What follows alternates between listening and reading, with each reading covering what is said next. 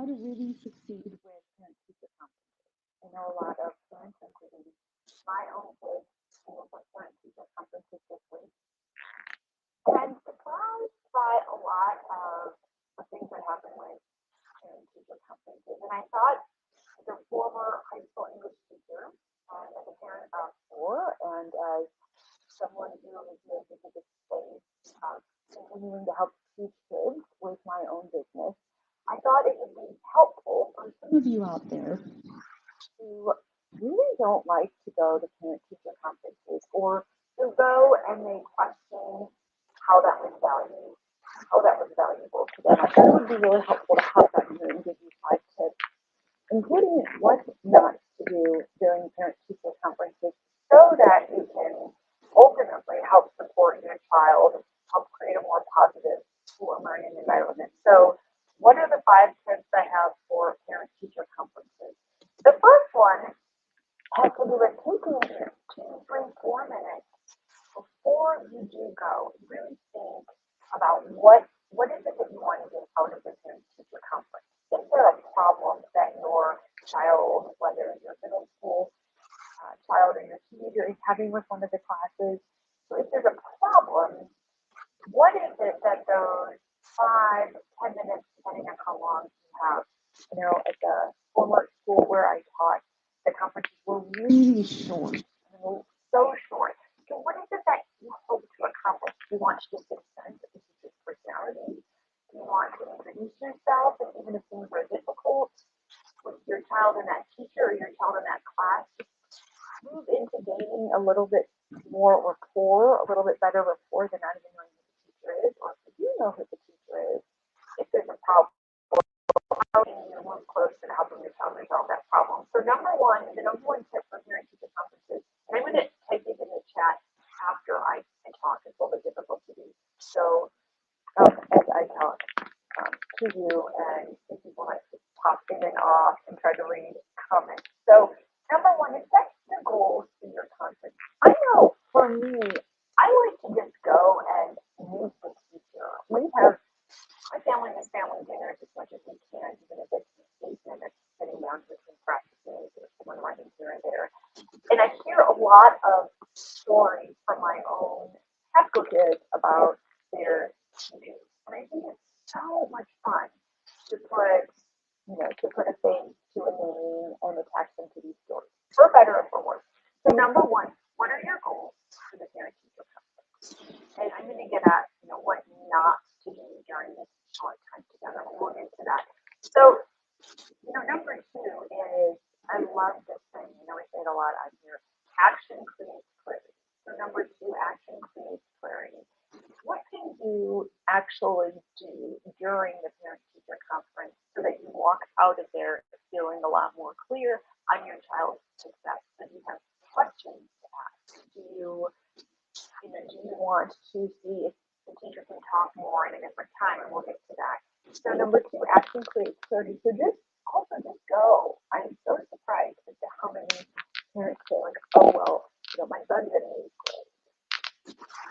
We've been at this school. We know this teacher. But do you know this child with this teacher at this point in time in their life? And how are they doing with various, learning methodologies, with class participation, with showing up on time, with struggling with various math concepts, or with reading? So I think there's so much value to go. So number 2, action creates clarity. Take action steps while you're in the parent-teacher conference.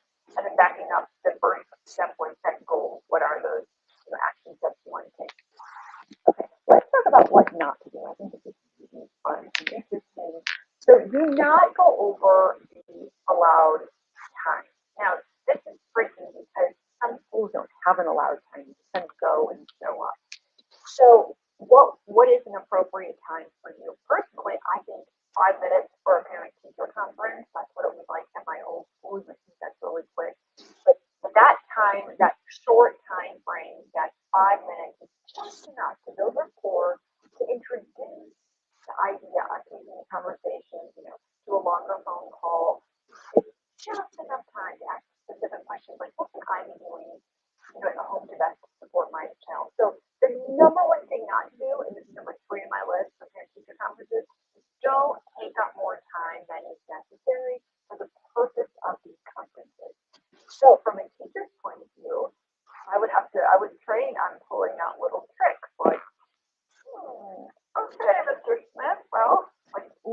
looking at my watch. Sometimes would literally have to, stand up as I see the line of parents behind Mr. Smith. So be really aware of the time. And guess what? If you need more of the teacher's time, I think that's fabulous. There's a connection there. If there's a problem you want to work to a solution, that's when you take the action and say, you know what? I'm thinking me now and please schedule a further phone call to help my son in this geometry class or my daughter in your really tricky English. So if you have the clarity of what you want to accomplish with the parent teacher conference, or you go, and I'm encouraging all parents to go, whether you like the teacher, whether your son or daughter likes the teacher or not, whether they're getting an A or a C, I'm encouraging you to go because ultimately, what is your action of going, communicating to your kids and to your family, right? And so be sure to be aware of that time. I've had a lot of fun issues and tricky issues. I think ultimately everyone's on the same page and understands. Okay, number 4, the thing not to let this be about is you. Okay, so let's say you were fabulous at math and algebra and geometry and pre-calc came easy to you, but your daughter or your son is just not there for that. And you're frustrated and you want to blame something other than the issue at hand. Well, remember, these conversations are not about you, and you're there. I know you're there to help your son or daughter, but when emotion gets in the way, sometimes it can turn into about you. I know I've had a lot of parents who've been incredibly successful in school themselves, and it's not happening so much for their son or daughter, and it gets warped and wrapped up into the why not, and that's where they're choosing to stay stuck, as opposed to what action steps can take to open up the doors to let my son or daughter's mind grow. And the other thing is, there are a lot of things out there who they don't really like middle school or high school, and they don't really want to be face to face with the teacher. Well, again, what is that communicating to your child? And how can you do this time? When all else fails, give the teacher a compliment. If they're there for your kids, I think sometimes it's hard to find that out. So the final tip I have is, to lead with knowing, having a clear plan as to how you can ultimately help your child, right? As a greater reading support. So, something I wanted to dive into and one on the Facebook Live is, a lot of parents contact me because they're teaching writing help, whether it's 8th graders, freshmen, sophomore, juniors, and of course with the college essay. So here's the thing: writing about writing about literature, writing about character, writing about what is your specific arguable thesis. That's a lot different than writing college admissions essays. And so my question is it the writing or is it the actual reading, right? Because muddy thinking creates muddy writing. So my first question I am asking parents right now, we're getting a lot of phone calls, a lot of emails from parents about this writing in English class. Why can't she get an A? This teacher isn't giving anything other than B minuses. And one of my first questions when it's English class writing is, how clearly is your son or daughter understanding the literature? How clearly can your son or daughter talk about some of these classical, really difficult authors and abstract themes?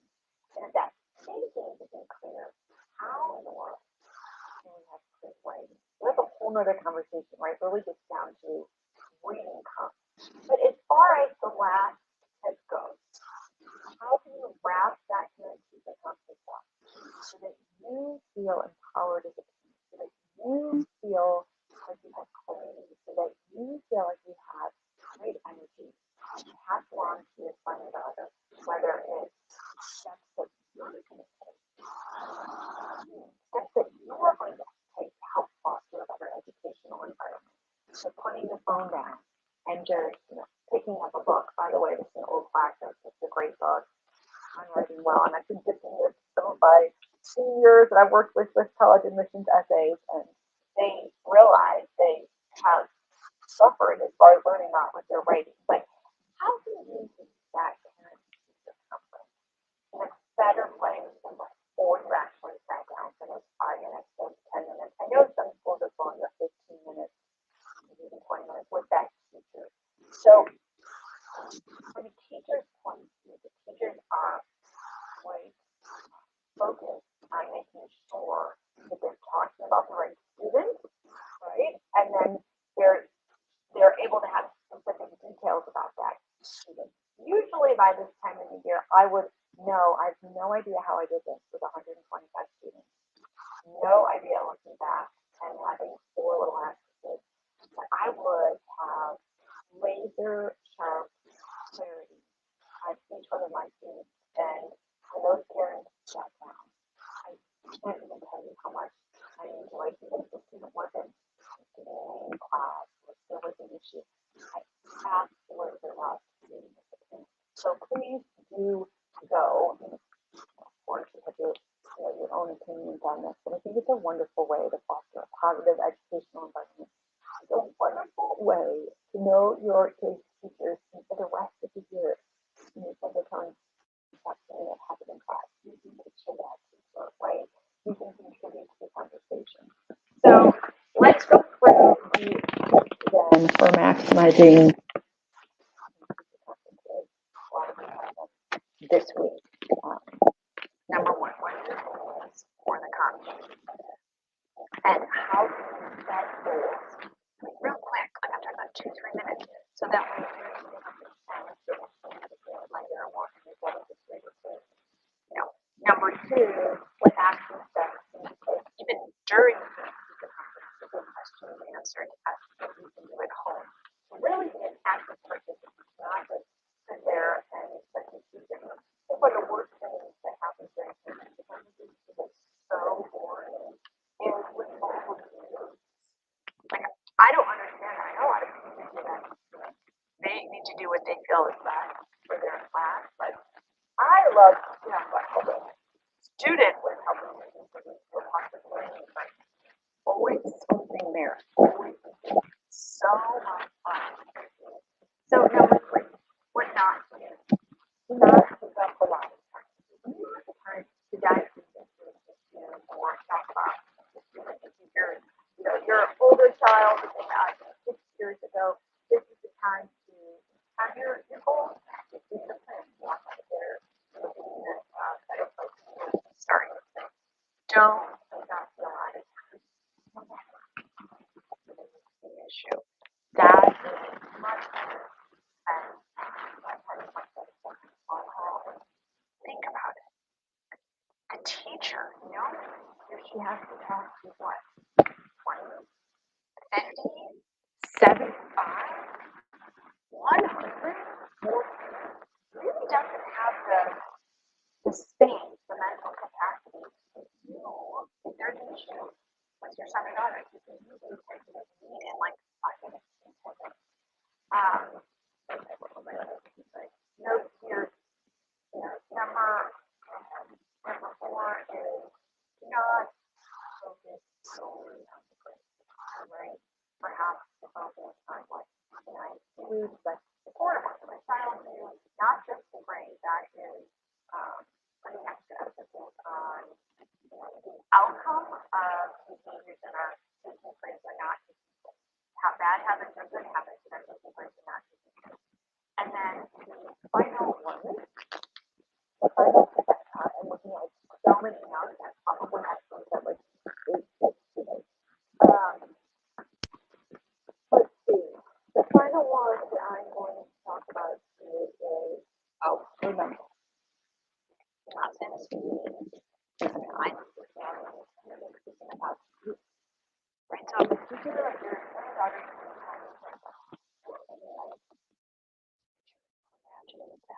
imagine a teenager or middle school coming home.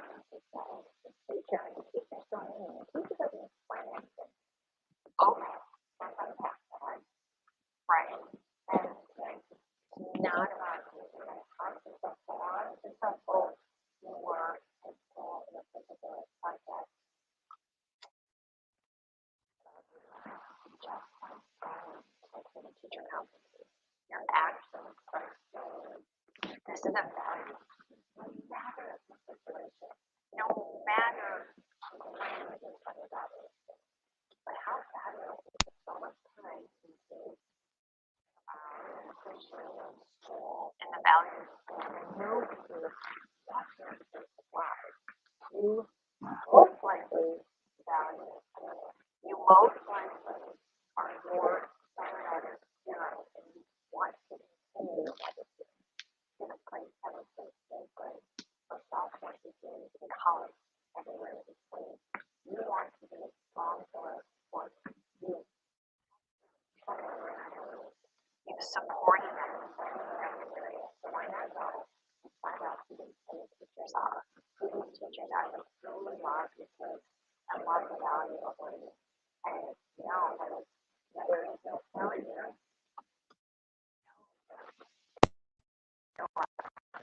And so what is the life you want by going to the conference?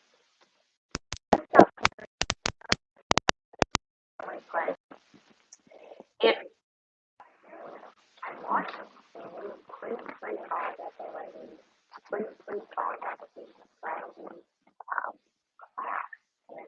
One-on-one work, your specific college questions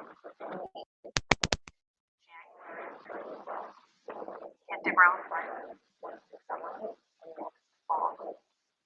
Number one comment that I see the college ethics you execute because they started the whole process in their defense. Publicly offers more support than they have ever had before. So how in the world would this business in that college practice like those product businesses before? We want to launch that. If you're watching this and you're realizing you really have to learn the fact of our business an introduction, like on the level completely message here on Facebook. Send me an email. I'm really easy to find. And we will get to us. We're writing this family. We are wonderful tutors at the end of the year so that we can serve more kids so that we can offer these steps so that we can help your child continue with values of education. So thank you so much for listening. I look forward to the next live, and I think it's really interesting if you can showing up on LinkedIn. I'm not on LinkedIn that much, but a lot on these sites that I'm doing here for the team. Super fun for me to think of how I'm helping you all out there. So thank you so much, and we'll talk to you soon. Bye-bye.